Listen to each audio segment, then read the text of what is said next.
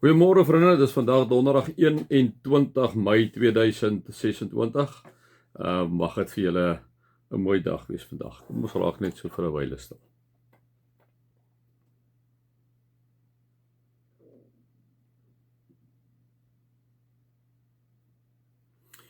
Here, vanoggend wil ons saam met Maria van Ouds vir U kom sê, Here, ons is tot U beskikking. Maak met ons soos U goeddink. Amen. Vriende, mag daar vir julle genade en vrede en oorvloed wees, omdat julle God ken, Jesus ken en die Heilige Gees ken. Ons is nou by Hebreërs, ons begin by Hebreërs vandag. Die boek Hebreërs, vriende, sê hulle so tussen 80 en 90 na Christus geskrywe. Party mense wil sê 60 na 70, maar dit lyk vir my so tussen 80 na 90 na Christus geskrywe. As ons kyk na die Hebreërs, ons moet hom kort saamvat, moet ons sê dat Jesus is die finale openbaring van God. Jesus is groter as die ou verbond. Sy offer is volkome en genoeg. Gelowiges moet volhard in geloof en moenie terugdraai nie, hou vas aan Christus. Dit is so basies die hooftemas.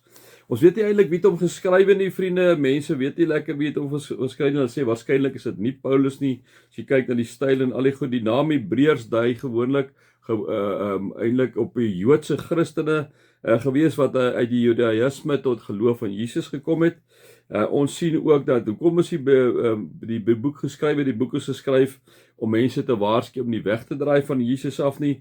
Die lesers van daai tyd het vervolging beleef, hulle het swaar gekry, hulle was moedeloos geweest en hulle het die gevaar geloop om terug te keer na die ou verbond toe, na die wet toe, nee. Dis basies so in kort saamgevat die Hebreërs. Kom ons begin lees hierso vanuit die eerste hoofstuk. In die verlede het God baie keer en op baie maniere met ons voorvaders gepraat deur die profete. Maar nou in hierdie laaste dae het hy met ons gepraat deur die Seun. God het hom deur wie hy die wêreld geskep het, ook erfgenaam van alles gemaak. Nee, so Paulus kom sê maar net vir hulle, onthou nou, dit is Joodse Christene, hy kom sê vir hulle soos dit deur die profete altyd geopenbaar is, was dit nou deur Jesus geopenbaar, so sit hy 'n nuwe realiteit vir hulle op die tafel, nee. Dan sê hy, uit hom, dis nooit Jesus, uit hom straal die heerlikheid van God, en hy is die ewebeeld van die wese van God. Nou vriende, dit is 'n groot ding wat hy sê, ook wanneer ons praat oor die drie eenheid en oor al die tipe goed, is mos nou baie mense wat altyd 'n klomp goed daaroor te sê het, maar wanneer Paulus wanneer die Hebreër skrywer, wanneer die Hebreër skrywer kom praat oor hierdie goed, dan kom sit hy dit sommer onmiddellik op die voorgrond. Hy kom sê, uit hom straal die heerlikheid van God, en hy is die ewebeeld van die wese van God. Die ewebeeld, wat beteken? Dieselfde, die ewebeeld, hy lyk net soos God. So ons praat van God die Vader, God die Seun en God die Heilige Gees. Jesus sê in Johannes op 'n stadium, sê Jesus vir die disippels, julle het dan nou vir my gesien, hoe kan julle nou vra, wys vir ons God, nee. En hier kom die Hebreërs skrywer en hy kom aksensieer dit maar net weer. Dan gaan hy aan en sê hy, dis Jesus, hou alle dinge deur sy magswoord in stand. Nadat hy die reiniging van sondes bewerkstellig het, het hy gaan sit aan die regterhand van die majesteit in die hoë hemel, né? So hy kom net weer en hy kom bevestig vir hierdie klompie Christene wat swaar kry, wat moedeloos is, wat uit die Joodse geloof uitkom, bevestig hy maar net weer, wie is Jesus? Hy is die ewebeeld van God, hy is die een wat in die regterhand van die majesteit sit in die hoë hemel. Dan gaan hy aan en sê, hy is elke keer hy, as julle dit te sien, en dan ek kry dit so alles onderstreep in my Bybel, waar dit seën is, gaan dit ons oor Jesus, né? Hy is net so verhewe bo die engele, as wat die naam wat God hom gegee het, voortreffeliker is as hulle naam. Immers, aan wie van die engele het God ooit gesê, jy is my seun, van vandag af is ek jou vader, né? Hy kom net en hy lê die klem op Jesus Christus. En ook, ek sal sy vader wees en hy sal my seun wees. En wanneer God die eersgeborene in die wêreld gebring het, met die hoofletter geskryf, sê hy, al is die engele van God, moet julle hom aanbid. Van die engele sê hy maak sy engele stormwinde en sy dienaars vuurvlamme, maar van die seun sê hy, u troon, o God, staan vir ewig vas met u koninklike scepter, laat u reg geskied. U het die reg lief en u haat die onreg.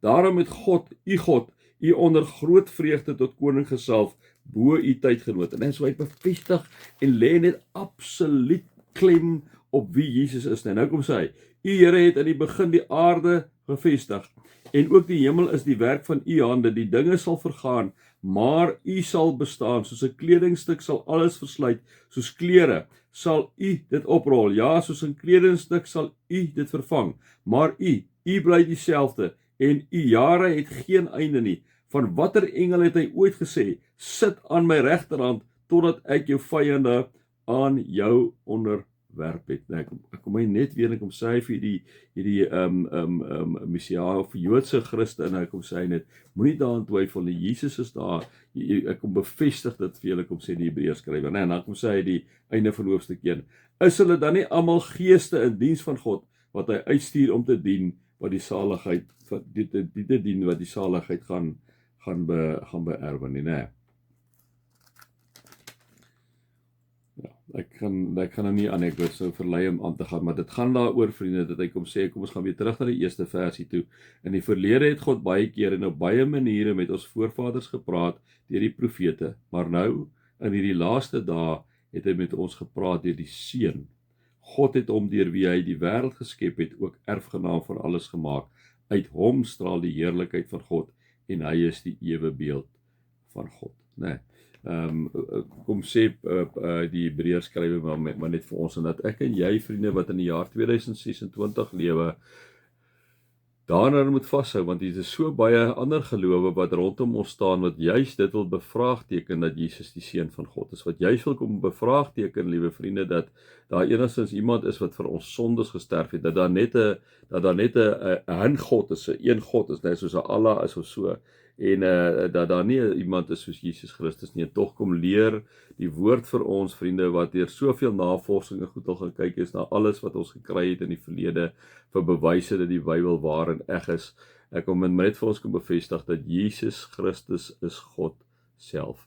Jesus is deel van die drie eenheid. Hoe plat ons koppaal is, of ons dit nie kan verstaan nie, dis ons probleem. Dis God die Vader, God die Seun en God die Heilige Gees. En Jesus het in ons plek kom sterwe vir ons sondes. Die Hebreërs skrywer kom maar net, hy kom wys hierdie Joodse Christene wat tot geloof gekom het in Jesus daar, terwyl hulle swaar kry, kom bevestig hy net weer en sê vir hulle in soveel woorde, dis hoekom hy omskrywe, hou aan Jesus vas, moen hom nie los nie. Hy is julle alles, hy is die Alfa en die Omega, die begin en die einde, die een wat is, die een wat was, die een wat kom. Vriende, maak nie saak waartoe ek en jy gaan nie, Jesus is by jou. Jesus is 'n realiteit. Jesus is deur sy Heilige Gees in hierdie Pinkstertyd waar ons ingaan, die uitstorting van die Gees op Pinkstersondag wat ons Sondag vier. Jesus is by ons in sy Gees elke oomblik. Ek en jy is nooit alleen nie. Hou asseblief altyd daaraan vas. Mag julle God se liefde ervaar, Jesus se genade ervaar en die Heilige Gees se teenwoordigheid ervaar. Amen.